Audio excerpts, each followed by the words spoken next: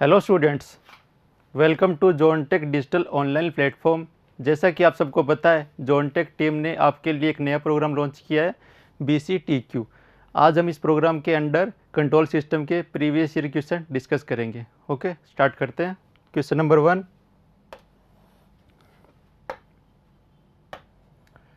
Consider the following block diagram.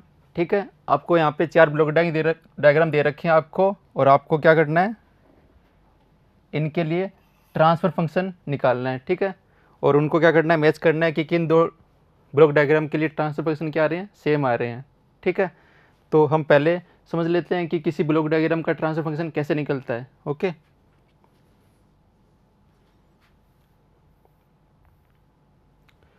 तो हमने लिया एक ब्लॉक डायग्राम। ओके,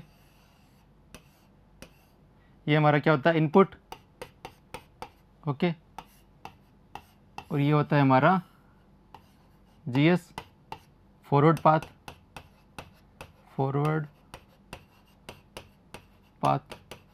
ओके, और यहाँ से हमें क्या मिलता है, आउटपुट CS, और हम आउटपुट से क्या देते हैं, फीडबैक। तो ये हो गया हमारा फीडबैक पाथ, जिसकी गेन कितनी है, HS, और ये यहाँ पे कनेक्ट हो रहा है। ओके, इसे क्या बोलेंगे, फीडबैक पाथ।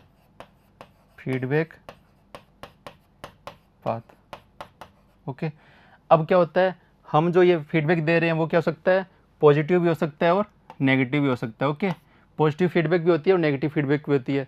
तो इन सब का हमारे ट्रांसफर फंक्शन पे क्या फ़र्क पड़ता है, उसको देखते हैं। तो हमें इसके लिए क्या लिखना है, हमें लिखना है इसके लिए ट्रांसफर फंक्शन। तो ट्रांसफर फंक्शन हमारा क्या होता है, आउटपुट बटे इनपुट।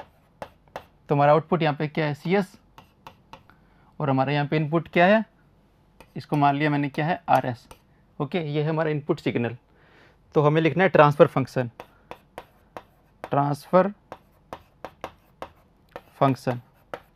ओके, वो क्या होगा, CS/RS इक्वल टू, अब इसका फॉर्मूला होता है फॉरवर्ड पाथ गेन अपॉन 1, यहाँ पे प्लस माइनस आएगा। ओके, और क्या आता है, GS/HS। ओके, ये तो रहता है कॉमन, पर अब यहाँ पे साइन चेंज होते हैं अकॉर्डिंग टू कौन सी फीडबैक दे रहे हैं हम।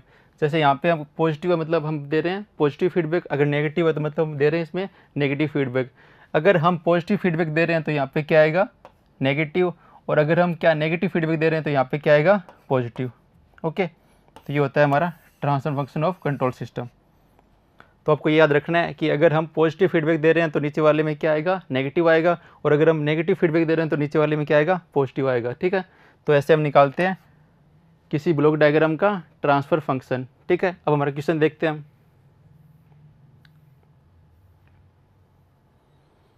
तो पहला डायग्राम देखते हैं हम। तो इसमें इनपुट क्या है, RS, फॉरवर्ड गेन कितनी है, G1, आउटपुट कितना है, CS, और फीडबैक गेन कितनी है, G2। और यहाँ पे ये क्या कर रहा है, नेगेटिव फीडबैक दे रहा है, ये क्या है, नेगेटिव। ओके, तो इसका ट्रांसफर फंक्शन लिखेंगे तो क्या होगा, CS/RS equal to forward gain कितनी है, G1 अपॉन 1, यहाँ पे क्या है, नेगेटिव फीडबैक, इसका मतलब यहाँ पे क्या आएगा, पॉजिटिव आएगा। तो ये क्या हो जाएगा, 1 प्लस G1 G2। ठीक है, ये होगा फर्स्ट के लिए हमारा ट्रांसफ़र फंक्शन। ऐसे ही हम थर्ड के लिए लिखते हैं। अब थर्ड से पहले हम सेकंड के लिए लिख लेते हैं। तो ये हमारा क्या है, सेकंड। ठीक है, इसमें इनपुट कितना है, RS, आउटपुट कितना है, CS, फॉरवर्ड गेन कितनी है, G1, और फीडबैक गेन कितनी है, G2, और यहाँ पे हम पॉजिटिव फीडबैक दे रहे हैं। ठीक है, तो इसके लिए ट्रांसफर फंक्शन हमारा क्या हो जाएगा, CS/RS equal to forward gain कितनी है, G1 अपॉन, यहाँ पे क्या होगा, 1, यहाँ पे हम दे रहे हैं पॉजिटिव फीडबैक। तो पॉजिटिव फीडबैक में क्या होता है, नीचे आता है नेगेटिव। तो यहाँ पे क्या हो जाएगा, 1 माइनस G1 G2। ओके, तो ये सेकंड वाले के लिए क्या हो गया, ट्रांसफर फंक्शन हो गया। अब बात करते हैं थर्ड वाले की। पर थर्ड वाले को लिखने से पहले आपको 2 कॉन्सेप्ट बता देता हूँ मैं। तो पहला कॉन्सेप्ट हमारा क्या है,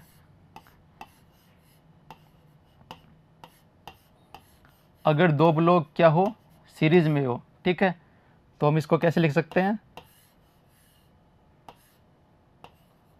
दोनों को क्या हो जाता है, मल्टीप्लाई हो जाता है। ओके, तो हम इसको एक साथ कैसे लिख सकते हैं, G इक्विवेलेंट क्या लिख सकते हैं, multiplication of G1 and G2।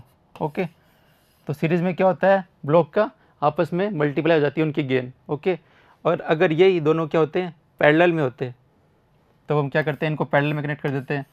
जैसे ये क्या है, G1, ओके, और ये हमारा क्या है, G2।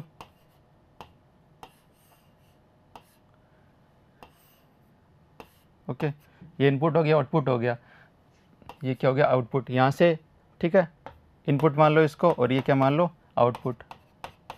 तो इस केस में क्या होगा, इसको अगर हम इक्विवेलेंट सर्किट में कन्वर्ट करें तो क्या होंगे, ये दोनों गेन क्या होती है, आपस में ऐड हो जाती है, ठीक है। तो हमारा जो इक्विवेलेंट बनेगा वो क्या बनेगा, G1 प्लस G2, और ये हमारा इनपुट और ये हमारा आउटपुट।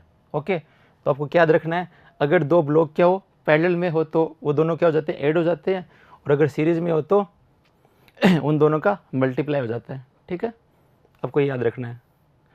अब करते हैं हमारा थर्ड।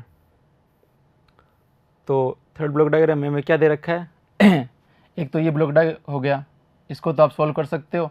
तो इसके लिए क्या होगा, CS अपॉन, अगर इनपुट मान लूँ यहाँ पे क्या है, BS मान लिया मैंने, इनपुट यहाँ पे है, ओके, यहाँ मान लिया मैंने क्या, BS इनपुट दे रहा हूँ मैं, ठीक है। तो यहाँ पे CS अपॉन BS कितना हो जाएगा, फॉरवर्ड गेन कितनी है यहाँ पे, G1 G2 दोनों क्या है, सीरीज़ में कनेक्टेड है, इसका मतलब इन दोनों का क्या हो जाएगा, मल्टीप्लाई हो जाएगा। तो क्या होगा, G1 G2 अपॉन 1, यहाँ पे क्या है, नेगेटिव फीडबैक, इसका मतलब नीचे क्या आएगा, प्लस का साइन आएगा। ओके, फिर आती है फॉरवर्ड गेन और बैकवर्ड गेन और फीडबैक गेन। फीडबैक गेन यहाँ पे कितनी है, 1। ओके, कुछ नहीं है तो इसको हम क्या मान लेंगे, 1 मान लेंगे। तो हमारा इस वाले ब्लॉक का ट्रांसफर फंक्शन कितना आ गया, ये आ गया, ठीक है। पर हमें निकालना क्या है, पूरे का CS अपॉन RS निकालना है हमें। तो CS अपॉन RS क्या होगा, ये जो आया है हमारा ट्रांसफर फंक्शन, इसको हम किससे मल्टीप्लाई कर देंगे, 1/G2 से मल्टीप्लाई कर देंगे। किससे कर देंगे, 1/G2 से मल्टीप्लाई कर देंगे। तो क्या होगा, G2 से G2 कैंसिल हो जाएगा। तो हमारा रिजल्ट क्या आएगा, G1/1 प्लस G1 G2, ठीक है। तो थर्ड वाले के लिए आ गया हमारा ट्रांसफर फंक्शन, ठीक है। अब बात करते हैं फोर्थ की।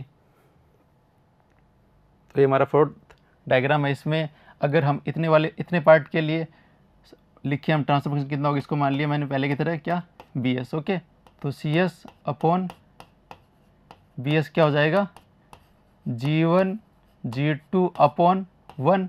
यहाँ पे क्या है, पॉजिटिव फीडबैक, मतलब यहाँ पे क्या आएगा, नेगेटिव साइन आएगा। तो यहाँ क्या हो जाएगा, 1 माइनस G1 G2।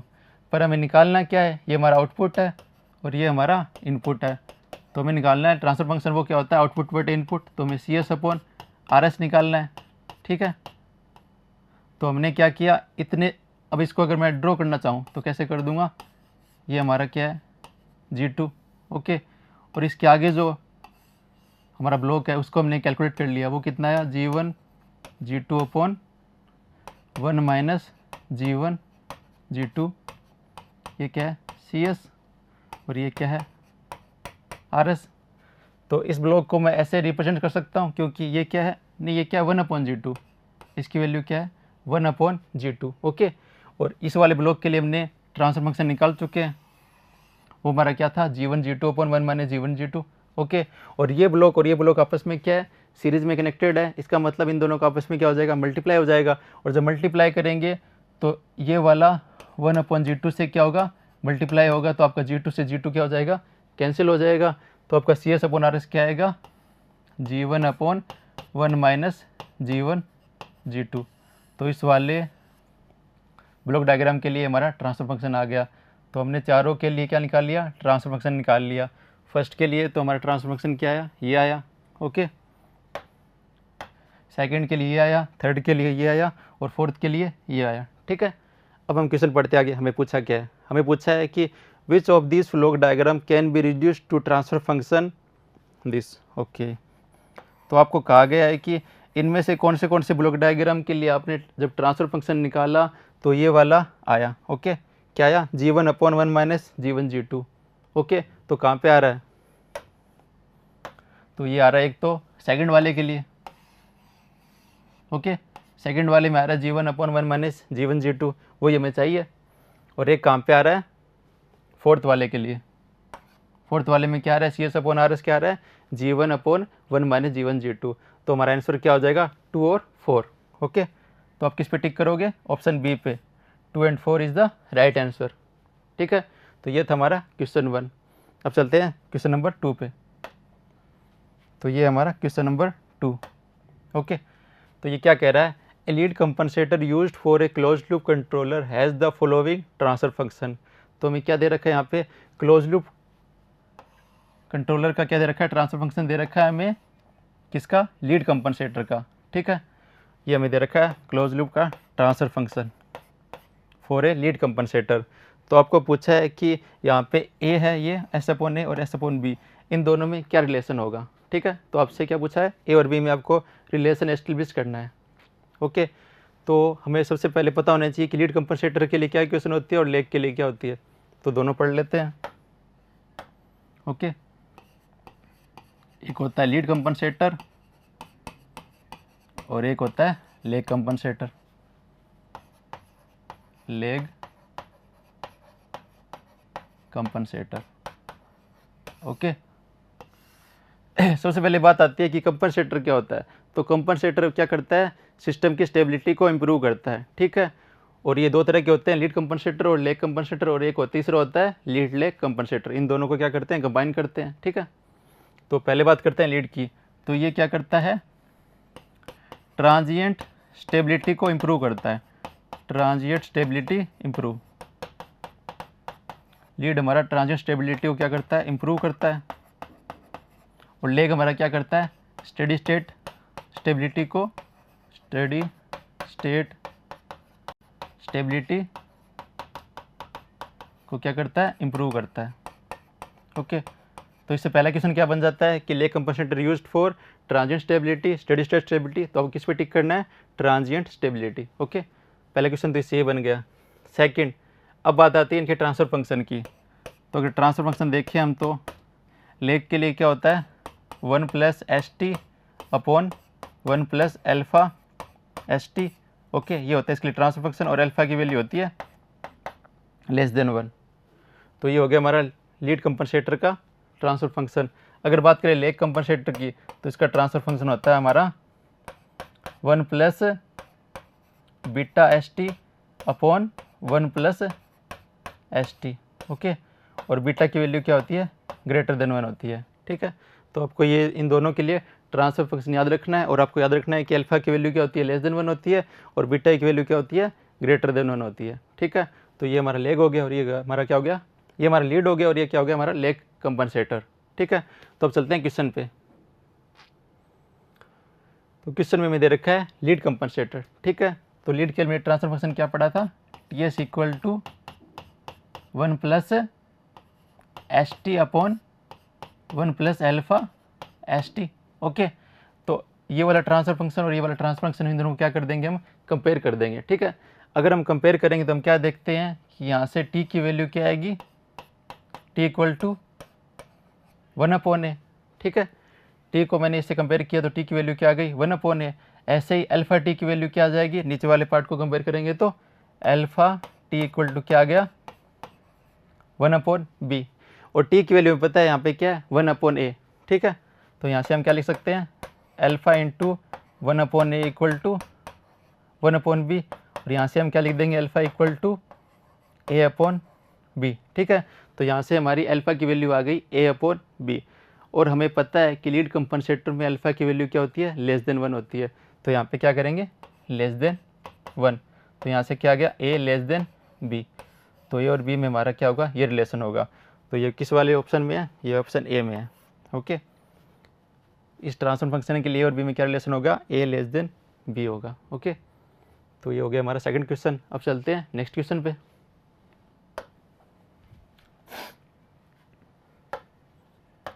तो नेक्स्ट क्वेश्चन हमारा क्या कह रहा है कि in force current analogy indicate the current combination. Okay, correct combination. तो आपको पहले पता होना चाहिए कि फोर्स में क्या इक्वेशन होती है और करंट में क्या इक्वेशन होती है, और दोनों को कैसे हम एनालॉजी में यूज़ करके क्या करते हैं, कंपेयर करते हैं और देखते हैं कि कौन से कंपोनेंट आपस में क्या है, सिमिलर वर्क कर रहे हैं। ठीक है, तो इसको समझने के लिए हम पहले मैकेनिकल सिस्टम को लेते हैं। तो मैंने मान लिया कि हमारा क्या है, कोई मास है, ठीक है, और इस पर एक तो क्या होगा डैम्पिंग और एक स्प्रिंग, ओके, और इस पर हम क्या लगा रहे हैं, फोर्स लगा रहे हैं एफ इस डायरेक्शन में, ओके।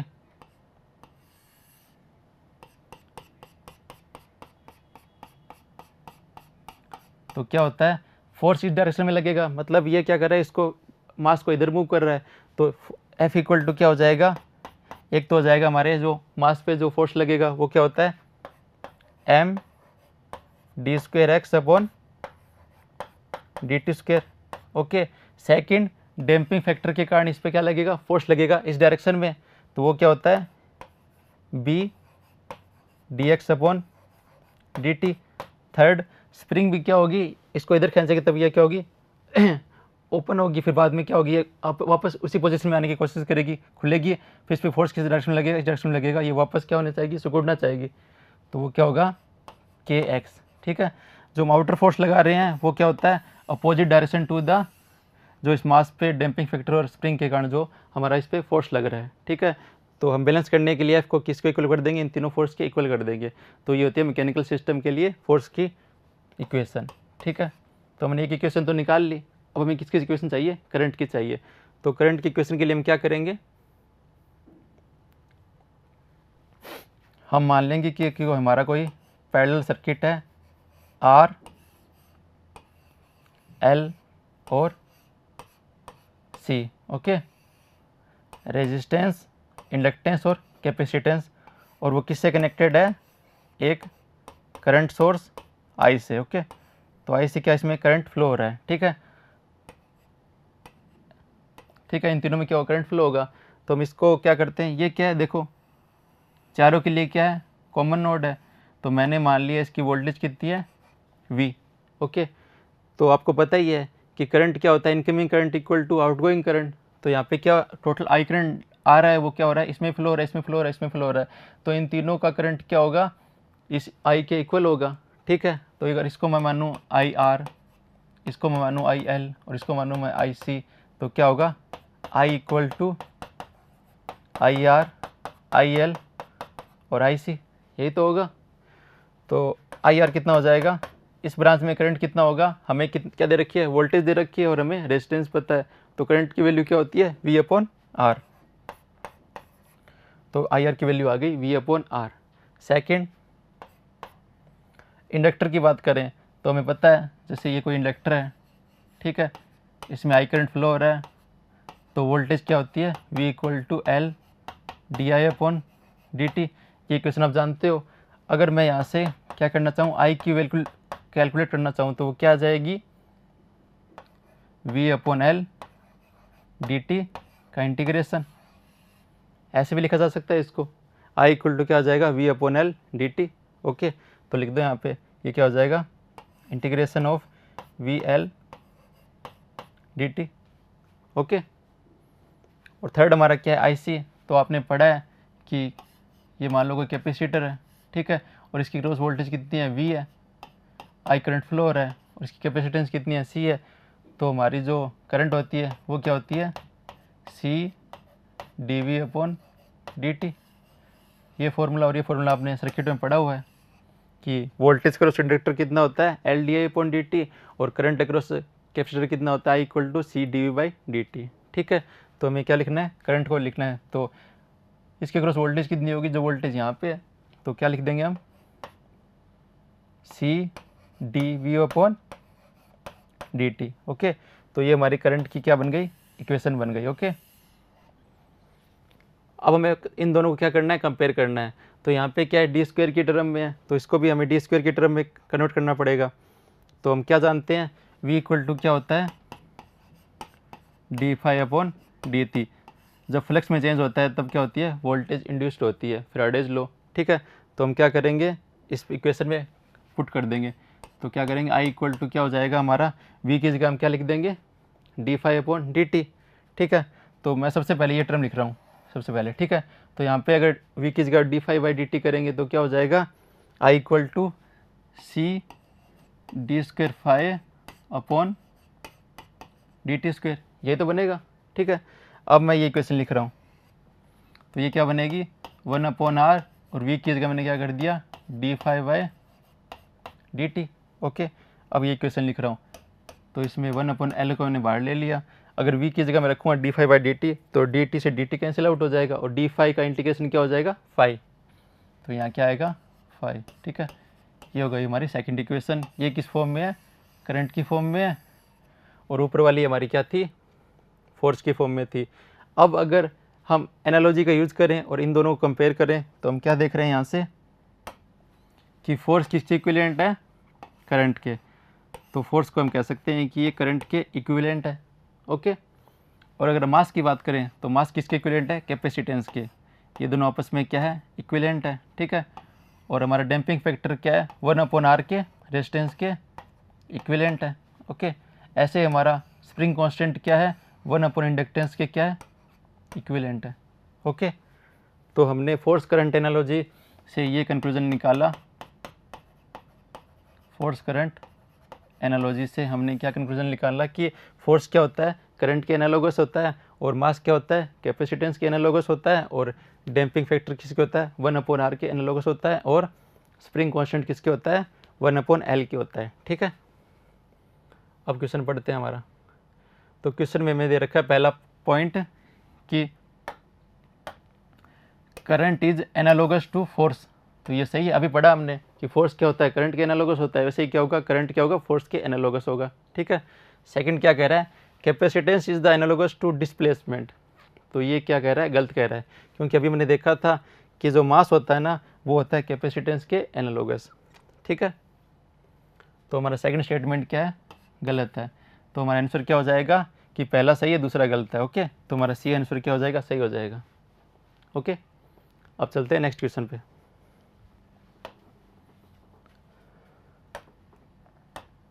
तो नेक्स्ट क्वेश्चन हमारा क्या कह रहा है, the transfer function of A phase lead compensator is given bye. Okay, ये दे रखा है हमें पूछिए maximum phase shift provided by compensator. Okay, तो ये कितनी फेज शिफ्ट प्रोवाइड करेगा वो हमें कैलकुलेट करना है। ठीक है, तो कहने का मतलब हमें फेज शिफ्ट φm को कैलकुलेट करना है। ठीक है, तो हमें दे क्या रखा है, लीड कंपनसेटर। ओके, और लीड के लिए मैंने पढ़ा था ट्रांसफर फंक्शन का फॉर्मूला क्या होता है, T of S equal to क्या होता, 1 + ST अपॉन 1 + अल्फा ST। ठीक है, यहाँ पे टी ऑलरेडी प्रेजेंट है, तो मैंने इसको क्या मान लिया, टी डैश। ओके, इसको मैंने क्या मान लिया, टी डैश, ताकि आपको कन्फ्यूजन ना हो। ठीक है, ये भी टाइम कांस्टेंट है, ये भी टाइम कांस्टेंट है। ठीक है, तो अब क्या करेंगे, ये हमारी इक्वेशन 1 हो गई, और ये हमारी क्या होगी, इक्वेशन 2 होगी।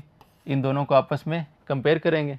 ठीक है, तो हमारी टी डैश की वैल्यू क्या आएगी, न्यूमरेटर से, ये न्यूमरेटर है, तो हम क्या कह सकते हैं, T dash equal to 3/t। Okay, और अगर हम डिनोमिनेटर को कंपेयर करें, नीचे वाले पार्ट को, तो हम क्या लिख सकते हैं, alpha T dash equal to T. ये क्या होगा, टी के इक्वल होगा। ओके, और आपको टी डैश की वैल्यू पता है, वो क्या है, 3t, आगे t, और t से t क्या हो जाएगा, कैंसिल हो जाएगा, तो हमारी अल्फ़ा की वैल्यू आ गई 1/3। ठीक है, अगर हमने अल्फ़ा की वैल्यू कैलकुलेट कर ली, तो अब हमारी फेज शिफ्ट कैलकुलेट करने के फॉर्मूले होते हैं। तो वो क्या होते हैं, φm इक्वल टू, एक तो होता है tan इनवर्स 1 - अल्फ़ा 2√α। ओके, एक तो ये फॉर्मूला होता है, एक होता है साइन इनवर्स 1 - अल्फ़ा 1 + अल्फ़ा। ठीक है, आप किसी भी फॉर्मूले को यूज़ करके फेज शिफ्ट कैलकुलेट कर सकते हो। ठीक है, और ये फॉर्मूले क्या रहते हैं, लेग और लीड के लिए कॉमन रहते हैं, बस लेग होता है कंपनसेटर, तो क्या होता है, यहाँ पे बीटा की वैल्यू आ जाती है। ठीक है,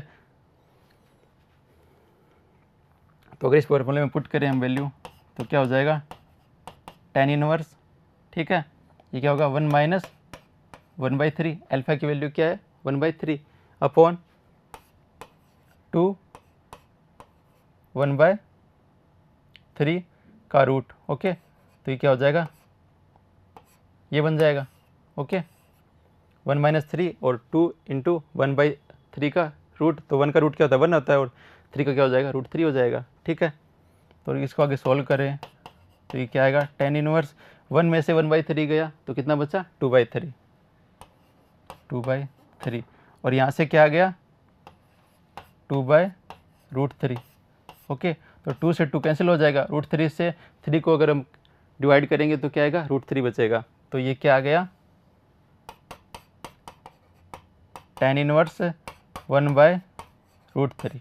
ओके, और हमें पता है कि tan 30 की वैल्यू क्या होती है, 1/√3 होती है। तो यहाँ से हमारा आंसर क्या आ गया, 30 डिग्री, और इसको हम π/6 भी लिख सकते हैं। ओके, तो ये हमारा आंसर आ गया। ठीक है, ऐसे ही आप सेकंड वाले फॉर्मूले से भी कैलकुलेट कर सकते हो। ठीक है, उसमें भी क्या आएगा, 30 डिग्री आएगा। तो इस क्वेश्चन के लिए हमारा आंसर क्या हो गया, π/6। D is the right answer. Okay, तो ये हो गया हमारा क्वेश्चन समाप्त। अब चलते हैं नेक्स्ट क्वेश्चन पे।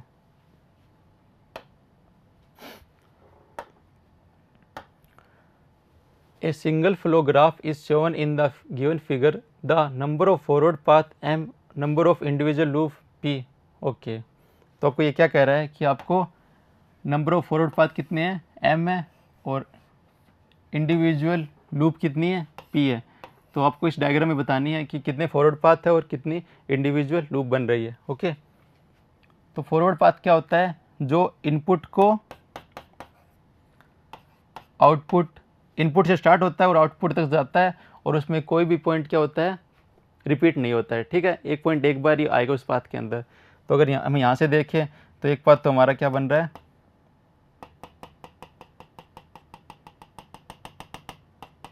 ठीक है, एक तो ये बन गया। ऐसे ही एक क्या बन जाएगा,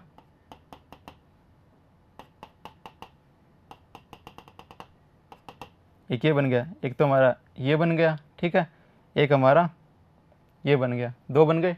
ठीक है, थर्ड हमारा क्या बन जाएगा, यहाँ से चले और ऐसे होते हुए यहाँ क्या है, देखो पॉइंट क्या और आपस में कट नहीं कर रही है, इसके ऊपर से है। ठीक है, तो ये बनेगा यहाँ से ऐसे चलते चलते चलते ऐसे, तो क्या बन गए, 3 बन गए। ओके, अब चौथा कैसे बनेगा, ये हो गया हमारा। अब एक कैसे बन जाएगा, एक यहाँ से चलेगा और ये ऐसे करते करते,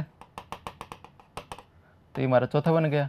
ठीक है, 4 इसमें बन गए, पर देखते हैं कोई और तो नहीं बन रहा। ठीक है, तो इसके लिए हम क्या करेंगे, देखते हैं। तो अपन चलते हैं यहाँ से। ठीक है, तो यहाँ से अपन यहाँ गए, फिर ऐसे गए, फिर इधर गया, वो तो पाथ हमने काउंट कर लिया, पर मैं क्या कर रहा हूँ, ऐसे चल रहा हूँ। ठीक है, तो ऐसे गया, फिर ऐसे गया, और ये दोनों पॉइंट के आपस में कट नहीं कर रहे, तो ये ऐसे गया और फिर ऐसे गया। तो ये हमारा क्या हो गया, 5वां पाथ हो गया। ठीक है, कैसे था ये, यहाँ से चले, ऐसे चलते गए। ओके, नहीं, यहाँ से चले, फिर यहाँ से इधर गए, फिर ऊपर से गए, फिर नीचे आए और इधर से। ठीक है, इसमें कोई भी पॉइंट क्या हो रहा है, आपस में इंटरसेक्ट नहीं कर रहा और कोई भी पॉइंट रिपीट नहीं हो रहा। ठीक है, ये तो हमने नीचे से ले लिया। ठीक है, अब ऊपर से करेंगे ऐसे ही, यहाँ से चले, यहाँ गए, फिर यहाँ गए। ठीक है, फिर ऊपर, फिर इधर, फिर ऐसे और ऐसे। तो ये हमारा क्या हो गया, छठा। तो टोटल हमारे फॉरवर्ड पाथ कितने आ गए, 6 आ गए। ओके, तो इसमें हमारे टोटल फॉरवर्ड पाथ कितने आ गए, 6 आ गए। ओके,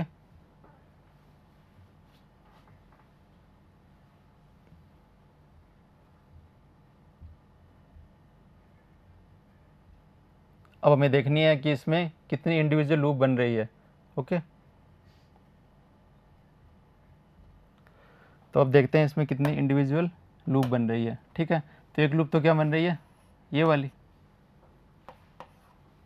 ये इस पॉइंट से स्टार्ट हो रही है और घूम के इसी पॉइंट पे वापस आ रही है, तो एक लूप तो ये हो गई। सेकंड लूप की बात करें तो एक लूप हमारी क्या हो गई, ये हो गई। ठीक है, तो 2 लूप बन गई। अब क्या करते हैं हम, इस पॉइंट से चलते हैं और ऐसे होते हुए ऐसे यहाँ से चले। ठीक है, फिर यहाँ आए। ठीक है, फिर यहाँ आए और फिर यहाँ आ गए, वापस इसी पॉइंट पे आ गए। तो एक लूप हमारी ये बन रही है और ये आपस में और किसी पॉइंट को रिपीट नहीं कर रही है। ठीक है, तो ये हमारी थर्ड लूप बन गई। इसका मतलब हमारे टोटल इंडिविजुअल लूप कितनी आ गई, 3 आ गई, और हमारे फॉरवर्ड पाथ कितने आ गए, 6 आ गए। ठीक है, तो इसके लिए राइट आंसर क्या होगा हमारा, m = 6 और p = 3। तो b is the right answer. Okay, अब चलते हैं नेक्स्ट क्वेश्चन पे। क्वेश्चन पढ़िए, transfer function of a system is used to calculate. Okay, तो इसको पहले समझ लेते हैं। जैसे ये हमारा कोई क्या है, सिस्टम का क्या है, ट्रांसफर फंक्शन है, ये हमारा क्या है, कोई सिस्टम है। और उसका क्या है, ट्रांसफर फंक्शन है। और सिस्टम में क्या देते हैं, एक तो क्या होता है इनपुट होता है और एक क्या होता है आउटपुट होता है। तो ट्रांसफर फंक्शन की सहायता से हम क्या कर सकते हैं, अगर हमें इनपुट की वैल्यू पता है तो हम आउटपुट की वैल्यू कैलकुलेट कर सकते हैं। ठीक है, तो इसका आंसर क्या होगा, the output for a given input can be calculated using transfer function. तो ये पूछा है इन्होंने कि ट्रांसफर फंक्शन का कंट्रोल सिस्टम में क्या यूज़ है, तो हम क्या कर सकते हैं, for a given input output can be calculated using transfer function. Okay, तो इसका आंसर होगा डी। चलते हैं नेक्स्ट क्वेश्चन पे।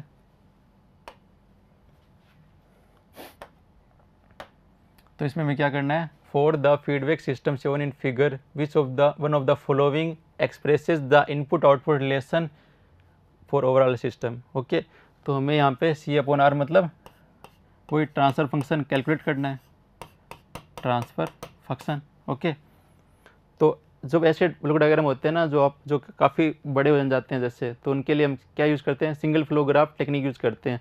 इस ब्लॉक डायग्राम से हम सिंगल फ्लो ग्राफ डिज़ाइन कर लेंगे और उससे हमारा ट्रांसफर फंक्शन आसानी से निकल जाएगा। ठीक है, तो डिज़ाइन करते हैं पहले single flow graph, signal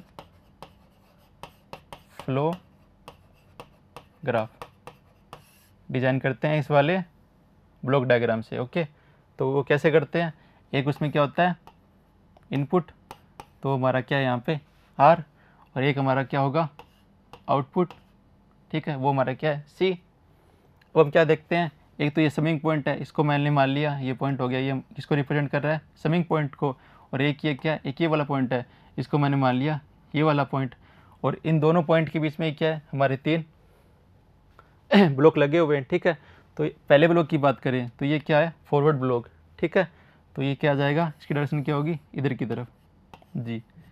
okay, अब बात करें ऊपर वाले की, तो ऊपर वाला क्या हो रहा है, ये फीडबैक की तरह वर्क कर रहा है, ये इधर से आ रहा है और इस पर क्या कर रहा है, नेगेटिव फीडबैक अप्लाई कर रहा है। ठीक है, तो इसको कैसे रिप्रेजेंट करते हैं, इस पॉइंट से चलते हैं और यहाँ पे आते हैं, इसकी डायरेक्शन क्या होगी, इधर होगी, और क्या होगी माइनस का H, क्योंकि ये नेगेटिव फीडबैक अप्लाई कर रहा है यहाँ पे। ओके, ऐसे ही नीचे वाला क्या है, यहाँ से चल रहा है और क्या कर रहा है, यहाँ पे पॉजिटिव फीडबैक अप्लाई कर रहा है। तो इसको कैसे बनाएंगे, ये क्या होगा प्लस का F। तो इस ब्लॉक डायग्राम से ये हमारा क्या बन गया, सिंगल फ्लो ग्राफ। ओके, और सिंगल फ्लो ग्राफ से हम आसानी से कितना ही बड़ा सिस्टम हो उसके लिए ट्रांसफर फंक्शन कैलकुलेट कर सकते हैं। ठीक है, तो हमें पता है कि सिंगल फ्लो ग्राफ के लिए फॉर्मूला क्या होता है, C/RS क्या होता है, summation PK del K upon del. Okay, ये आपका सिंगल फ्लो ग्राफ से ट्रांसफर फंक्शन निकालने का क्या होता है, फॉर्मूला होता है। ठीक है, तो यहाँ पे समझते हैं, डेल यहाँ पे क्या है, डेल यहाँ होता है 1 minus sum of gain of individual loop. Okay, जितनी भी इंडिविजुअल लूप बन रही है उसके लिए हम गेन निकालेंगे और उसको आपस में क्या कर देंगे, ऐड कर देंगे। ठीक है, तो 1 माइनस ये होता है, प्लस क्या होता है,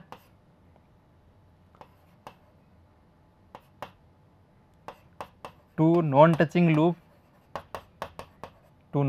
लूप गेन। ओके, अगर इसमें क्या 2 लूप बन रही है, वो आपस में क्या उन दोनों में कोई पॉइंट कॉमन ना हो ना, तो उन दोनों की गेन को क्या करते हैं, आपस में मल्टीप्लाई कर देते हैं और उसको किससे लिखते हैं, प्लस 2 नॉन टचिंग लूप की गेन को यहाँ पे लिखते हैं। ठीक है, तो ये होता है डेल का फॉर्मूला।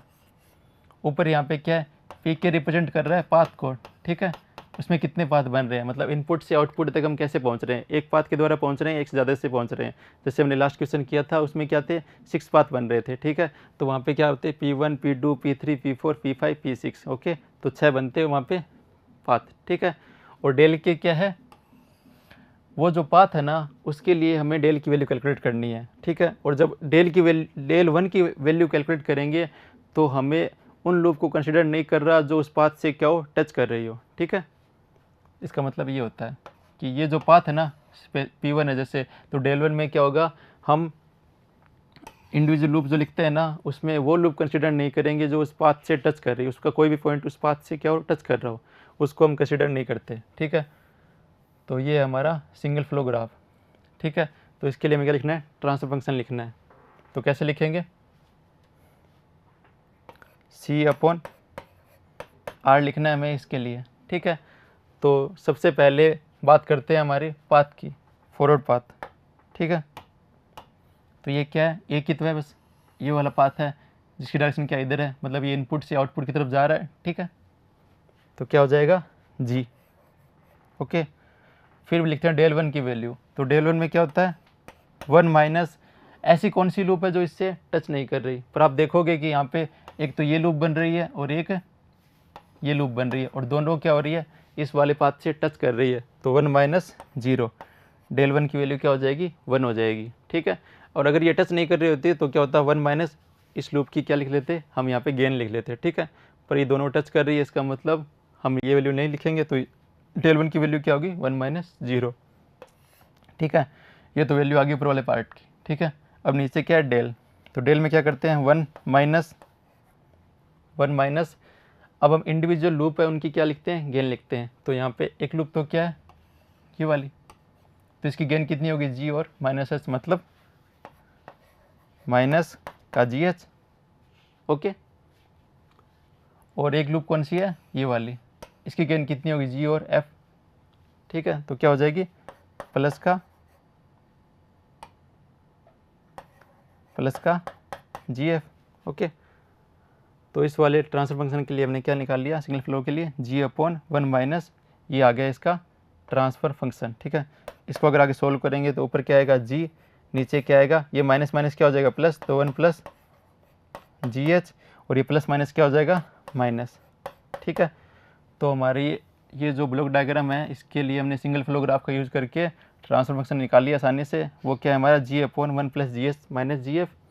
अब कंपेयर कर लो कि किस ऑप्शन में ये वाली वैल्यू दे रखी है। तो G upon 1 plus G H minus G F, तो अब देखोगे तो ए ऑप्शन में दे रखी है आपको जी अपॉन जी H minus G F, okay.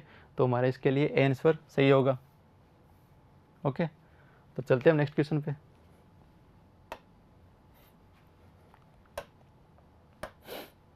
Next question हमारा कह रहा है कि the steady state error resulting from an input R T equal to 2 plus 3t plus 4t square for a given system, ठीक है।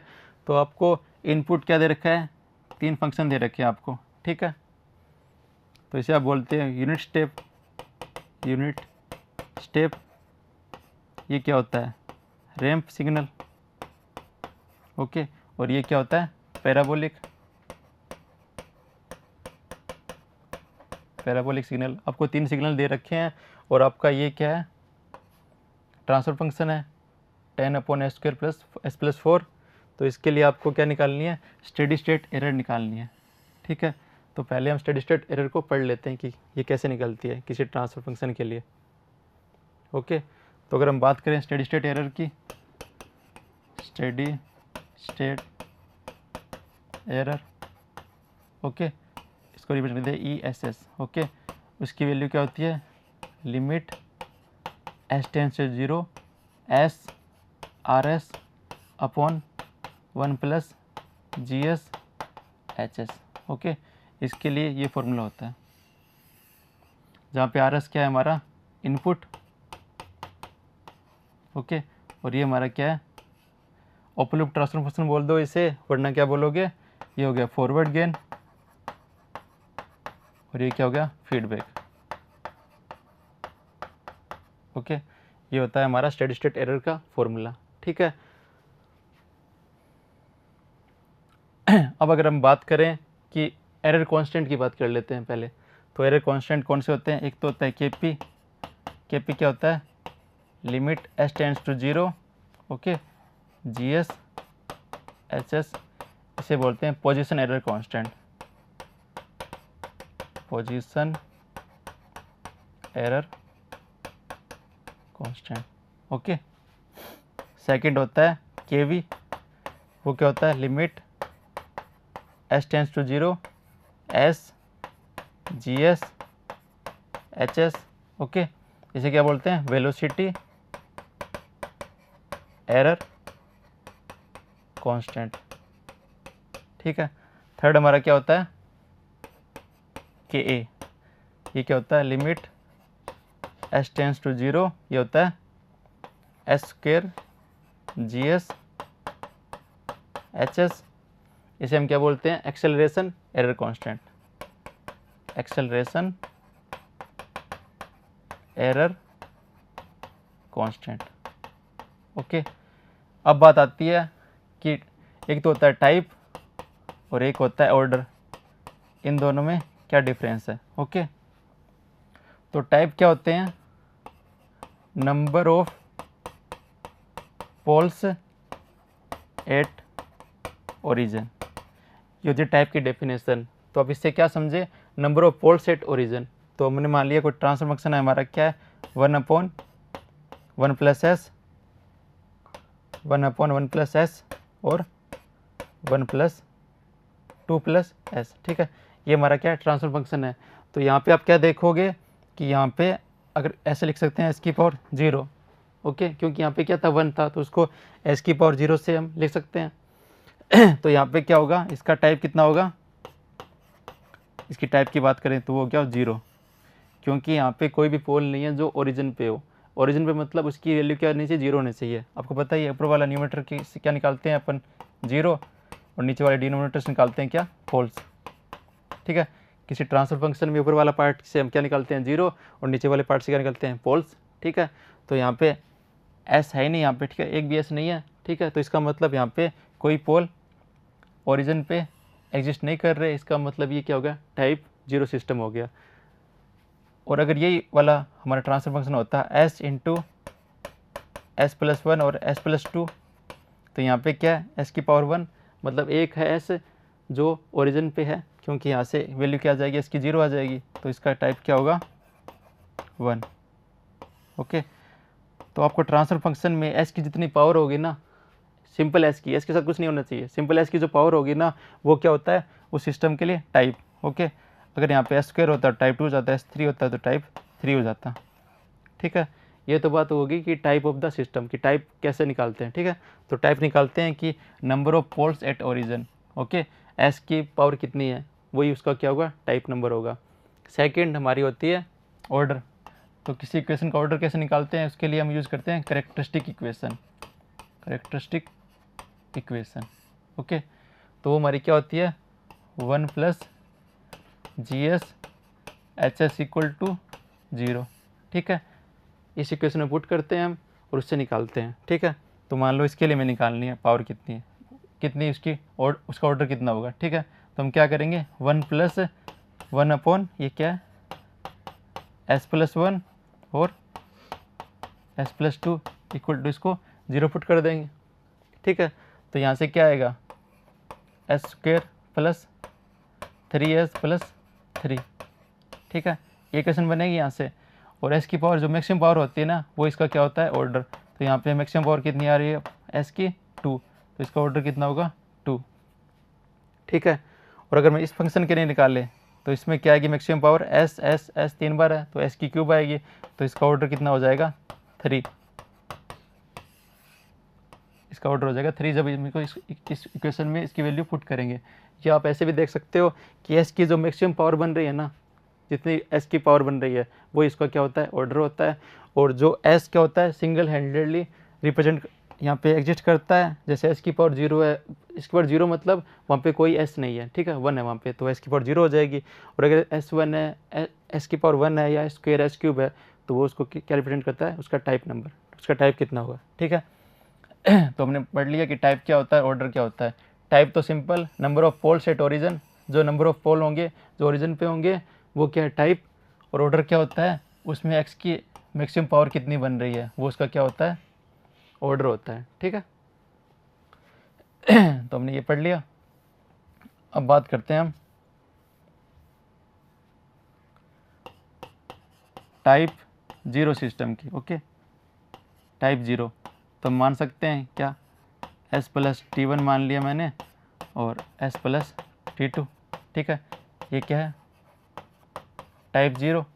ओके, और अगर हम बात करें इनपुट हमने 3 देखे थे। पहला इनपुट क्या था, स्टेप इनपुट, स्टेप इनपुट मैंने इसको दिया स्टेप इनपुट। ठीक है, तो इसका मतलब मैंने क्या दिया RS equal to A upon S, क्योंकि किसी कांस्टेंट का लाप्लास कितना होता है A अपॉन S, और स्टेप इनपुट होता क्या है जैसे आपने पढ़ा है।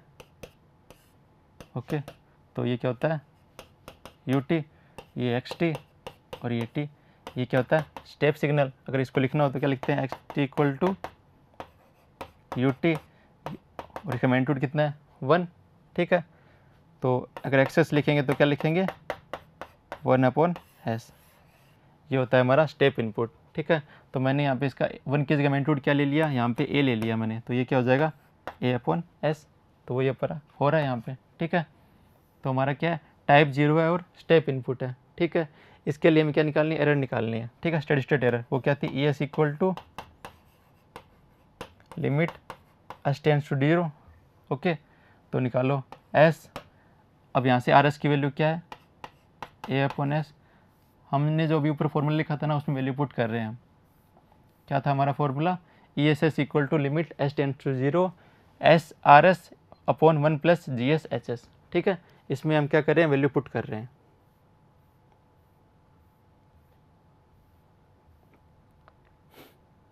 ओके, तो ये क्या आएगा s into a/s upon 1 plus GSHS, वो हमने क्या लिया टाइप 0 सिस्टम लिया, मान ली ये ले लिया हमने। ठीक है, तो s प्लस t1 और s प्लस t2 ये तो बनेगा, s से s क्या होगा कैंसिल हो जाएगा। ठीक है, तो हम इसको क्या लिख सकते हैं a अपॉन 1 प्लस लिमिट को यहाँ पुट कर दिया हमने, क्योंकि इन दोनों में तो क्या है कोई s का फंक्शन बचा नहीं, तो लिमिट को हम यहाँ पुट से कर सकते हैं। तो लिमिट s टेंड्स टू 0 और ये क्या हो जाएगा 1 प्लस s प्लस t1 और s प्लस t2। ठीक है, और ये क्या होता है a अपॉन 1 प्लस kp, ये हमने पढ़ा था, ये क्या है limit s tends to 0 GSHS, यही तो है। और इसको हमने क्या कहा था पोजिशनल एरर कांस्टेंट। ठीक है, तो हम क्या कंक्लूजन निकाल सकते हैं कि टाइप 0 और स्टेप इनपुट के लिए क्या होता है पोजिशनल एरर कांस्टेंट एग्जिस्ट करता है, और इसकी वैल्यू क्या होती है स्टेडी स्टेट एरर वैल्यू क्या होती है a/1 प्लस kp। ठीक है, ऐसे ही हम सेकंड इनपुट देंगे।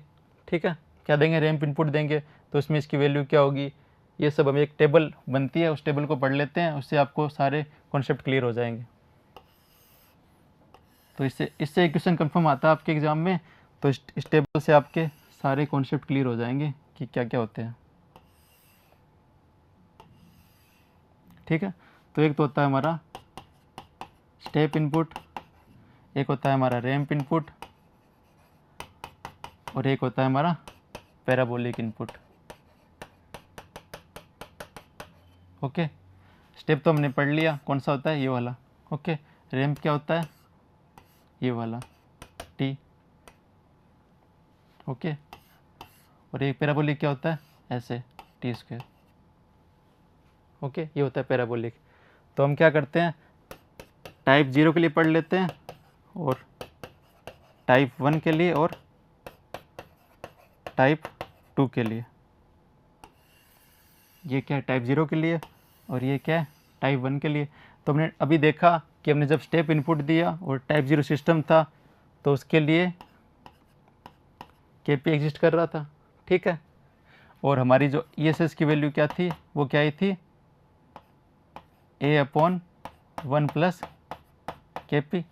ओके, तो आपको ऐसे याद रखना है। ठीक है, तो स्टेप इनपुट के लिए टाइप 0 के लिए क्या होगा kp एग्जिस्ट करेगा, रैंप इनपुट के लिए टाइप 1 के लिए क्या एग्जिस्ट करेगा kv, और उसकी वैल्यू क्या होगी 1/kv। ऐसे पैराबोलिक के लिए टाइप 2 इनपुट टाइप 2 के लिए क्या होगी एरर एग्जिस्ट करेगी, और कांस्टेंट क्या होगा k, और ESS क्या होगा 1/k। ठीक है, तो यहाँ 3 पॉइंट पे क्या होती है एरर की वैल्यू एग्जिस्ट करती है, बाकी पॉइंट पे वैल्यू क्या होती है 0 होती है या इन्फिनिटी होती है। ठीक है, तो उसको देखते हैं। ठीक है, तो स्टेप इनपुट के लिए kp एग्जिस्ट करेगा, और यहाँ पे kp की वैल्यू क्या हो जाएगी अगर टाइप 1 सिस्टम है, टाइप 1 है तो इसकी वैल्यू इन्फिनिटी हो जाएगी, और एरर की वैल्यू क्या हो जाएगी 0 हो जाएगी। ऐसे ही यहाँ भी इसकी वैल्यू इन्फिनिटी हो जाएगी और एरर की वैल्यू क्या हो जाएगी 0 हो जाएगी। ठीक है, अब यहाँ पे चले तो हमारा क्या है रैंप इनपुट है। ठीक है, और हमारा टाइप 0 सिस्टम है। ठीक है, तो यहाँ पे जो kv की वैल्यू है वो क्या हो जाएगी 0, और एरर क्या हो जाएगी हमारी इन्फिनेटिव। ओके, और यहाँ पे चलें तो यहाँ पे ये तो आ जाएगा इन्फिनेटिव और एरर क्या आ जाएगी हमारी 0। ऐसे यहाँ पे लिखें तो के की वैल्यू आ जाएगी 0 और एरर आ जाएगी हमारी इन्फिनेटिव, के इक्वल टू 0 और एरर हमारी इन्फिनेटिव। ठीक है, तो ये हमारी टेबल है जिससे हम सारे टाइप नंबर के लिए और इनपुट सिग्नल के लिए एरर की वैल्यू कैलकुलेट कर सकते हैं। आप इसको समझ लो या याद कर लो, ये आप पे, आप कैसे इसको समझते हो और कैसे याद करते हो। ठीक है, मैंने आपको समझा दिया कि स्टेप इनपुट टाइप 0 के लिए क्या होती है, एरर एग्जिस्ट करती है, और रैंप इनपुट और टाइप 1 के लिए ये वाली एरर एग्जिस्ट करती है, और पैराबोलिक और टाइप 2 के लिए ये एरर होती है। ठीक है, अब चलते हैं हमारे क्वेश्चन पे।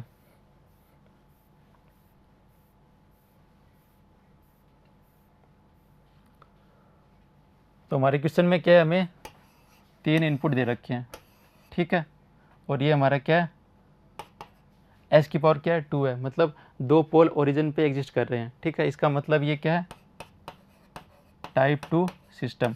और हमने पढ़ा था टाइप 2 सिस्टम के लिए पैराबोलिक सिग्नल के लिए हमारा क्या होता है, एरर की वैल्यू होती है नॉट इक्वल टू 0, और इन दोनों के लिए क्या हो जाएगी, एरर क्या हो जाएगी 0। ठीक है, तो हम इन दोनों के लिए कैलकुलेट नहीं करेंगे क्योंकि हमें पता है कि टाइप 2 में इन दोनों के लिए एरर की वैल्यू क्या होती है 0। ठीक है, तो इस वाले के लिए हम कैलकुलेट करते हैं। तो ये एस हमारा क्या था, लिमिट एस टेंस टू 0, तो एस आर एस यहाँ पे क्या दे रखा है हमें 4t²। ठीक है, 4 कांस्टेंट है, t² का लाप्लास क्या होगा 2/s³। क्या होगा 2/s³। क्यों, आपने पढ़ा है कि लाप्लास ऑफ s की पावर n कितना होता है, s की पावर n/s की पावर n+1। ओके, ये तो होता है s की पावर n का लाप्लास क्या होता है n/s की पावर n+1। ठीक है, तो यहाँ पे इसका लाप्लास क्या हो गया, ये हो गया, और 4 ऑलरेडी इसमें था तो मल्टीप्लाई बाय 4, क्योंकि 4 तो था इसके अंदर 4, t² का लाप्लास क्या हुआ हमारा 2/s³। ओके, अपॉन क्या लिखेंगे 1 + GSHS जो हमारा क्या है, ये वाला है 10/s² s+4, यही तो है। तो इसको आगे सॉल्व करते हैं, तो s से एक पावर चली जाएगी, क्या बचेगी, इसकी पावर 2 बचेगी। तो ये क्या आ गया, लिमिट s टेंस टू 0, ये आ गया हमारा 8/s² plus s² 10/s² s+4। ठीक है, तो यहाँ से क्या आ गया 8, यहाँ अगर वैल्यू पुट करेंगे तो ये क्या हो जाएगी 0, और यहाँ से s² से s² कैंसिल हो गया, तो 10/s+4, और यहाँ पे अब ये क्या हो जाएगा, limit s tends to 0, 8/10, s की वैल्यू क्या है 0 + 4, ये हो जाएगा, और 0 + 4 कितना होता है 4, और ये 4 क्या चला जाएगा, ऊपर चला जाएगा, तो ये क्या हो जाएगा, लिमिट s टेंस टू 0, 8 × 4/10, तो ये आ गया 3.2 आपका आंसर। ठीक है, ये तो नॉर्मल मेथड हो गया कैलकुलेट करने का कि आपको फॉर्मूला पता है, ये इसका क्या होता है, limit s tends to 0 s × RS/1 + GSHS। ठीक है, पर अगर हम इसको देखें तो हमें पता लग जाएगा कि टाइप 2 के लिए क्या होता है, k एग्जिस्ट करता है, तो k की वैल्यू क्या होती है, limit s tends to 0 s² GSHS, तो वो क्या है 10/s² s+4, यहाँ से कैंसिल हो जाएगा, और s के लिए 0 पुट करेंगे तो क्या आ गई 10/4, इसकी क्या आ गई वैल्यू आ गई किसकी, k की। ठीक है, और हमें पता है इसके लिए एरर कितनी होती है a/k, और यहाँ पे a की वैल्यू कितनी है 8, और ये कितनी आई 10/4, तो यहाँ से 3.2 आप आसानी से निकाल सकते हो, आपको ये सब नहीं करना पड़ेगा।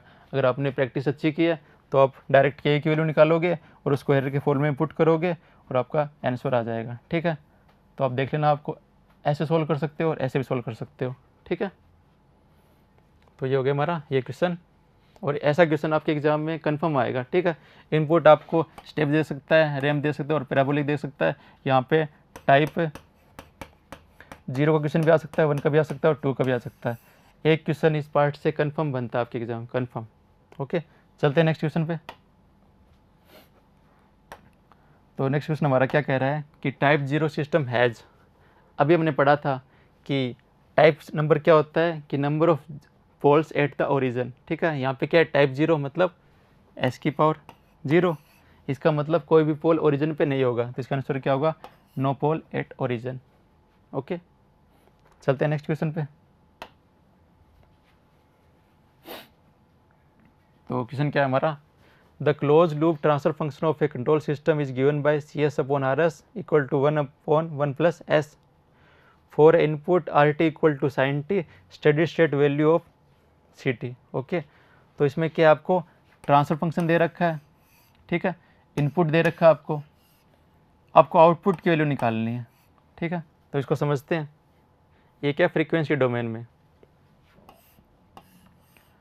तो क्या होता है, इनपुट होता है हमारा, ठीक है, और ये आउटपुट होता है, और ये हमारा क्या होता है, सिस्टम, और इसका क्या निकालते हैं हम, ट्रांसफर फंक्शन हमें पता होता है, ठीक है। तो इनपुट यहाँ पे मान लिया हमने, क्या है इनपुट है, A sin t इनपुट है, ठीक है, और ये हमारा कोई ट्रांसफर फंक्शन है, तो हमें आउटपुट क्या मिला, मान लो B sin t प्लस 5 मिला, ठीक है, हमें आउटपुट क्या मिला, B sin t प्लस 5 मिला है, ठीक है। इस सिस्टम से जब ये इनपुट इस सिस्टम से क्या हुआ, पास हुआ ना, तो हमें आउटपुट पे क्या मिला, इसके मैग्नीट्यूड में चेंज मिला और इसके फेज में चेंज मिला, ठीक है। तो इसमें मैग्नीट्यूड में क्या चेंज हुआ, B equal to A dot, जो हमारा ट्रांसफर फंक्शन है ना, उसका मैग्नीट्यूड से मल्टीप्लाई करेंगे तब हमें B की वैल्यू मिलेगी, ठीक है। तो हम क्या करेंगे, ट्रांसफर फंक्शन है ना, उसके मैग्नीट्यूड को कैलकुलेट करेंगे और उसको जब A के मैग्नीट्यूड से मल्टीप्लाई करेंगे तो हमें क्या मिलेगा, B का मैग्नीट्यूड मिलेगा, मतलब आउटपुट फंक्शन का हमें मैग्नीट्यूड मिलेगा, ठीक है। सेकंड क्या चेंज हुआ, इसमें फेज एंगल नहीं था, पर इसमें क्या हो गया, इसमें फेज एड हो गया, तो फेज की वैल्यू कैसे निकालेंगे, तो फेज होगा हमारा जो ट्रांसफर फंक्शन है ना, उसके लिए फेज की वैल्यू कैलकुलेट करेंगे, वही वैल्यू क्या हो जाएगी, यहाँ पे आएगी, ठीक है। तो ये हो गया इसका बेसिक कि जब सिस्टम से इनपुट को पास करते हैं तो आउटपुट में, मैग्नीट्यूड में और फेज में क्या चेंज होते हैं, ठीक है। अब चलते हैं हमारे क्वेश्चन पे। तो ये हमारा क्वेश्चन है, ये में क्या दे रखा है, ट्रांसफर फंक्शन, और ये में इनपुट दे रखा है, ठीक है। तो अगर इसको साइन ओमेगा टी से मैं कंपेयर करूं तो क्या होगा, ओमेगा की वैल्यू हमें यहाँ से मिल गई 1, ओके, क्योंकि अगर इसको साइन ओमेगा टी से पुट करें, वो कंपेयर करेंगे तो ओमेगा की वैल्यू यहाँ से क्या मिल गई, 1 मिल गई, और हमें पता है हम एस को क्या लिख सकते हैं, जे ओमेगा, ठीक है। तो हमारा ट्रांसफर फंक्शन क्या है, टी एस इक्वल टू क्या है, 1/1 प्लस एस, यही तो है। तो इसको हम क्या लिख सकते हैं, 1/1 प्लस जे ओमेगा लिख सकते हैं। अब हम क्या करते हैं, इसको एक तो मैग्नीट्यूड फॉर्म में लिख लेते हैं, हमारे ट्रांसफर फंक्शन को मैग्नीट्यूड फॉर्म में कैसे लिखेंगे, 1/, जब ये 1 प्लस ए प्लस जे बीटा होता है तो उसको हम कैसे लिखते हैं मैग्नीट्यूड फॉर्म में, रियल पार्ट का स्क्वायर प्लस इमेजिनरी पार्ट का स्क्वायर रूट, तो ये क्या हो जाएगा, 1 प्लस ओमेगा स्क्वायर।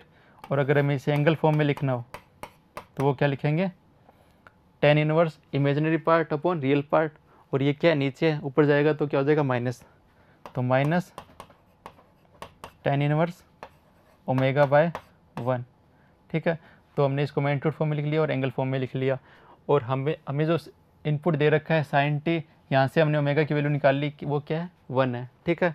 तो हमारा मैग्नीट्यूड कितना हो जाएगा, यहाँ पे ओमेगा की वैल्यू क्या कीजिए, 1 पुट कीजिए, तो 1 का स्क्वायर 1 और 1 प्लस 1 2, तो ये क्या आ गया, 1/√2, ठीक है। और अब एंगल में ओमेगा की वैल्यू 1 पुट कीजिए तो क्या बन गया, tan इनवर्स 1, और tan इनवर्स 1 क्या होता है, π/4 45 डिग्री, तो यहाँ से क्या आ गया, माइनस का π/4, ठीक है। तो हमारा इनपुट क्या था, साइन टी, जब ये सिस्टम से पास होगा तो हमें आउटपुट क्या मिलेगा, इसके मैग्नीट्यूड किससे मल्टीप्लाई हो जाएगा, 1/√2 से, तो मैग्नीट्यूड हो गया 1/√2 से, यहाँ क्या था 1, 1 को 1/√2 से मल्टीप्लाई किया तो क्या आ गया 1/√2, मैग्नीट्यूड में तो ये चेंज आया। अब बात करते हैं फेज की, फेज में क्या चेंज आएंगे, इसमें ये वाला एंगल ऐड हो जाएगा, तो t माइनस π/4, तो हमें आउटपुट क्या मिलेगा, ये मिलेगा, for this input output, okay.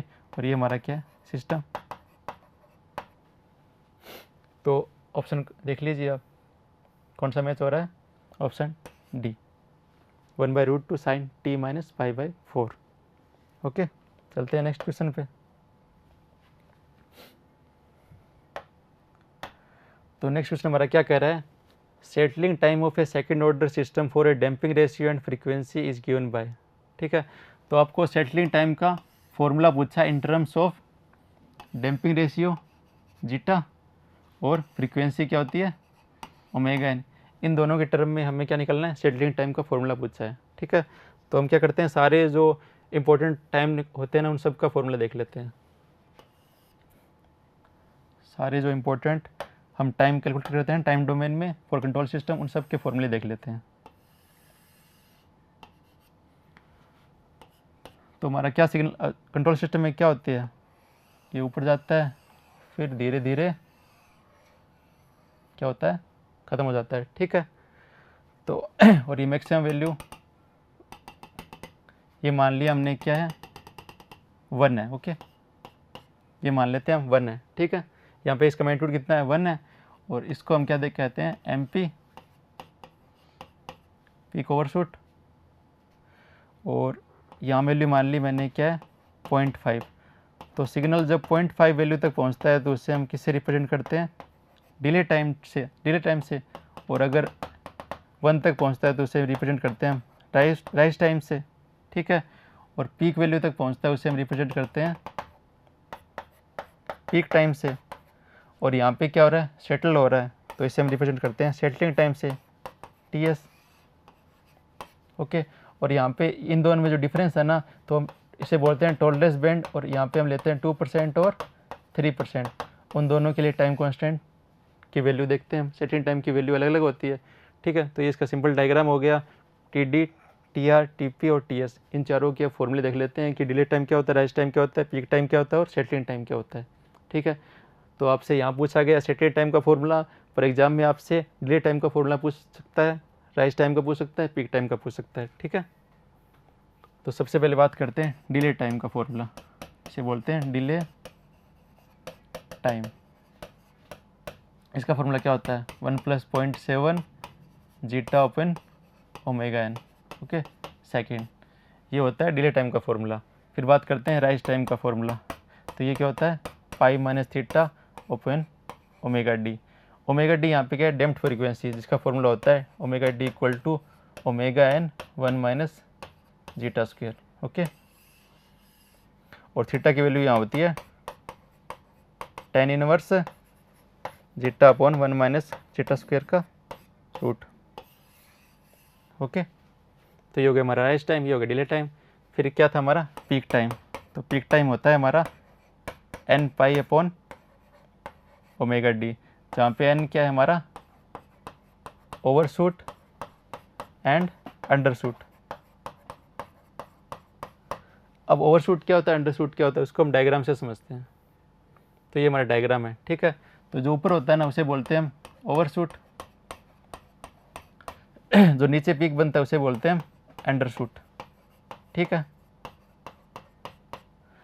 तो ओवरशूट कौन से होंगे, एक तो 1 पे होगा, एक 3 पे होगा, फिर 5 पे होगा। अंडरशूट किस पे होंगे 2 पे होंगे और 4 पे होंगे। ठीक है, पहला पीक क्या होगा ओवरशूट होगा, सेकंड पीक क्या होगा अंडरशूट होगा, थर्ड पीक क्या होगा ओवरशूट होगा। ठीक है, तो अगर यहाँ पे ओवरशूट की बात करें तो उसके लिए n की वैल्यू क्या होगी 1 3 5। ओवरशूट की बात करें तो उसके लिए वैल्यू क्या होगी 2 4। ओके, ऐसे वैल्यू बढ़ेगी इसकी। अगर आपसे पूछा हो कि और पीक ओवरशूट टाइम निकाल लिए तो यहाँ पे n की वैल्यू आप 1 पुट कर दोगे, पर आपसे पूछा कि थर्ड ओवरशूट की वैल्यू निकाल लिए, ठीक है, या सेकंड ओवरशूट की वैल्यू निकाल लिए, तो सेकंड ओवरशूट के लिए आपको n की वैल्यू क्या पुट करनी पड़ेगी 3, और थर्ड ओवरशूट के लिए आपको n की वैल्यू पुट करने की पड़ेगी 5। ठीक है, ऐसे आपसे पूछे कि अंडरशूट फर्स्ट अंडरशूट की वैल्यू निकालिए, तो आपको n की वैल्यू 2 पुट करनी पड़ेगी। ठीक है, तो ये हो गया हमारा पीक टाइम। अब बात करते हैं सेटलिंग टाइम की, जो हमें पूछा गया है। सेटलिंग टाइम जैसा कि नाम से पता चल रहा है कि हमारा जो सिग्नल है वो क्या हो रहा है सेटल हो रहा है। ठीक है, तो यहाँ पे मैंने बात की थी, एक तो होता है 2% टॉलरेंस बैंड, एक होता है 3% टॉलरेंस बैंड। ठीक है, जब 2% टॉलरेंस बैंड के लिए आपको पूछे तो TS क्या होता है 4T। ओके, और जब 3% के लिए पूछे तो ये क्या होता है 3T। ओके, ये आपको याद रखना है कि 2% टॉलरेंस बैंड के लिए सेटलिंग टाइम होता है 4T, और 3% के लिए सेटलिंग टाइम होता है 3t, ठीक है, जहाँ पे t की वैल्यू क्या होती है 1/जीटा ओमेगा n, ठीक है। तो यहाँ पे ts की वैल्यू क्या हो जाएगी 4/जीटा ओमेगा n, और 3% टॉलरेंस बैंड के लिए वैल्यू क्या हो जाएगी 3/जीटा ओमेगा n, ठीक है। 3% नहीं है, 5% टॉलरेंस बैंड होता है, 5% टॉलरेंस बैंड के लिए वैल्यू क्या हो जाएगी 3/जीटा omega n, okay.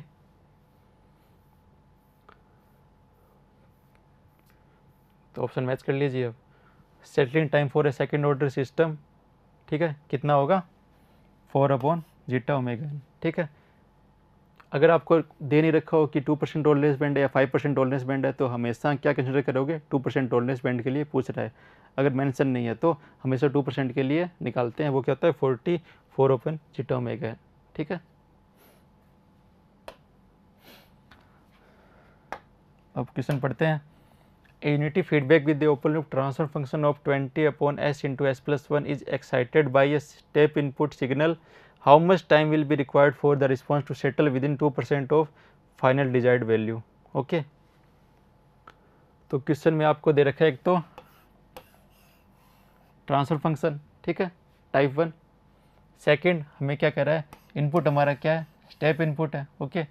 How much time will be required for response to settle 2% of final value, मतलब टॉलरेंस बैंड कितना है 2%। तो हमें पूछा है क्या सेटलिंग टाइम पूछा है, ऐसे मान लो, ठीक है, 4t की वैल्यू पूछी है हमें। 2% के लिए ts कितना होता है 4t, ओके। और ये 4t क्या होता है हमारा 4/जीटा ओमेगा n, ठीक है। तो हमें दे रखा है ओपन लूप ट्रांसफर फंक्शन, ठीक है।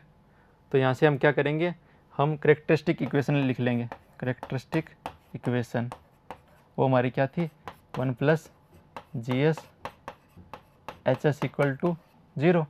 तो लिख लीजिए 1 + 20 क्या दे रखा है S × S+5 = 0, ठीक है। तो ये हमारी इक्वेशन क्या बन जाएगी s² + 5s + 20, ठीक है। अब क्या करते हैं, इस इक्वेशन को हम स्टैंडर्ड इक्वेशन से कंपेयर कर लेते हैं। हमारी स्टैंडर्ड इक्वेशन क्या होती है s² + two zeta omega n s plus omega n का स्क्वायर, ठीक है। तो हम क्या करेंगे, हमको बस ये टर्म चाहिए क्योंकि हमें सेटलिंग टाइम निकालना है, ठीक है।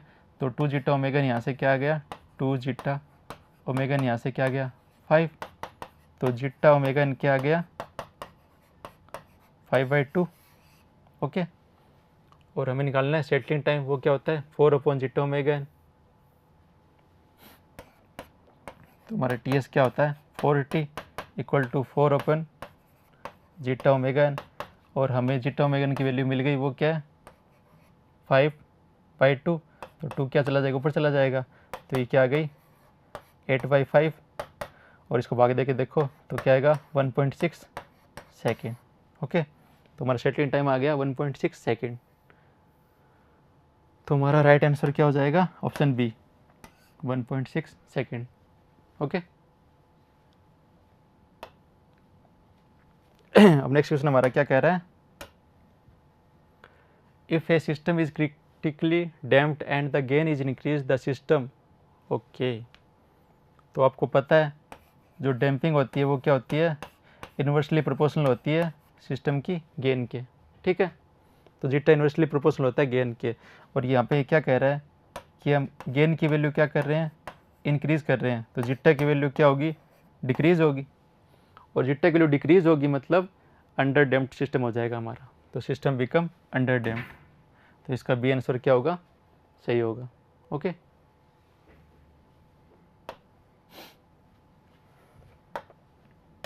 अब बात करते हैं इस क्वेश्चन की। तो क्या है the impulse response of A second order under damped system starting from A rest is given bye CT = 12.5 e⁻60 sin 8t, ठीक है। तो ये आपको दे रखा है इम्पल्स रिस्पॉन्स दे रखा है आपको, ठीक है। तो आपको निकालना है ओमेगा n और डैम्पिंग फैक्टर जीटा, ठीक है। ये दोनों आपको कैलकुलेट करने हैं, ठीक है, इस वाले इक्वेशन से। तो आपको ये एक चीज़ पता ही है कि ट्रांसफर फंक्शन क्या होता है, Laplace of impulse response. Okay, transfer function क्या होता है, लाप्लास ऑफ इम्पल्स रिस्पॉन्स। ठीक है, ये भी क्वेश्चन आपसे एग्जाम में डायरेक्ट पूछा जा सकता है। तो यहाँ पे इसको यूज में लेते हैं, लाप्लास। हमें इम्पल्स रिस्पॉन्स क्या दे रखा है, 12.5 e⁻60 और साइन का 80। ठीक है, ये मैं दे रखा है इम्पल्स रिस्पॉन्स। ठीक है, सबसे पहले तो आपको पता होना चाहिए कि लाप्लास ऑफ साइन 80 क्या होता है, a/s² प्लस a²। ठीक है, अगर हम e⁻ से मल्टीप्लाई कर दें साइन 80 को, ओके, तब इसका लाप्लास क्या होगा, a में तो क्या होता है कोई चेंज नहीं होता, पर s में क्या हो गया, s + b हो जाएगा, s + b + a²। क्योंकि आपको पता है e⁻ का अगर मैं लाप्लास लिखूं तो वो क्या होता है, 1/s + b। ठीक है, इसीलिए ऊपर वाली इक्वेशन में क्या हो गया, s में चेंजेस आएंगे, बाकी टर्म में चेंज नहीं होगा। ठीक है, तो लाप्लास ऑफ साइन 80 क्या होता है, a/s² + a²। तो लाप्लास ऑफ e⁻ क्या होता है, 1/s + b। तो हमें दोनों को कंबाइन करके लिखना है, Laplace of e⁻ into sine 80। तो क्या हो जाएगा, a/s + b का स्क्वायर प्लस a का स्क्वायर। ठीक है, तो अब ये वाला फॉर्मूला हम यहाँ अप्लाई करेंगे। ठीक है, तो अप्लाई करो तो क्या होगा, 12.5 तो क्या है, कांस्टेंट है, और साइन 80 का क्या होता है, 8 ऊपर आ जाएगा और नीचे क्या आएगा, 8 का स्क्वायर, और एस में एक बार क्या -60, तो एस में क्या हो जाएंगे, 6 ऐड हो जाएगा। ठीक है, तो इसका लाप्लास क्या बनेगा, ये बनेगा, और ये हमारा क्या गया, ट्रांसफर फंक्शन। ठीक है, और 12.5 को 8 से मल्टीप्लाई करो, कितना आएगा, 100/s² प्लस 12s प्लस 100। ठीक है, तो ये हमारा ट्रांसफर फंक्शन निकल के आ गया। ठीक है, देखने में लग रहा था बहुत टफ क्वेश्चन है, पर कुछ टफ नहीं है। ठीक है, अब हमें निकालनी है ओमेगा एन और जीटा की वैल्यू। बस आपको स्टैंडर्ड इक्वेशन से कंपेयर करना है, तो आपको दोनों की वैल्यू मिल जाएगी। तो आपका ये आ गया ट्रांसफर फंक्शन, और हमें पता है स्टैंडर्ड इक्वेशन क्या होती है, omega plus 2 zeta omega NS plus omega n²। ठीक है, ये इक्वेशन और ये इक्वेशन को आपस में कंपेयर कर लो। कंपेयर किया तो मैंने क्या आया, ओमेगा इक्वल टू क्या आ गया, 100 आ गया। इसका मतलब हमारी ओमेगा n की वैल्यू कितनी आ गई, 10। एक वैल्यू तो यहाँ से आ गई। सेकंड, इस वाली टर्म को इस वाले से कंपेयर कर लो, तो 2 zeta omega n equal to 12। तो 2 जीटा की वैल्यू नहीं पता हमें, पर हमें इसकी वैल्यू पता है, वो क्या है, 10 इक्वल टू 12। और यहाँ से कैलकुलेट करोगे तो जीटा की वैल्यू क्या आ गई, 0.6। ठीक है, तो मैं दोनों वैल्यू मिल गई 10 और 0.6। तो हमारा राइट आंसर क्या होगा, ए। ओमेगा n की वैल्यू क्या होगी, 10 होगी, और जीटा की वैल्यू क्या होगी, 0.6। ओके,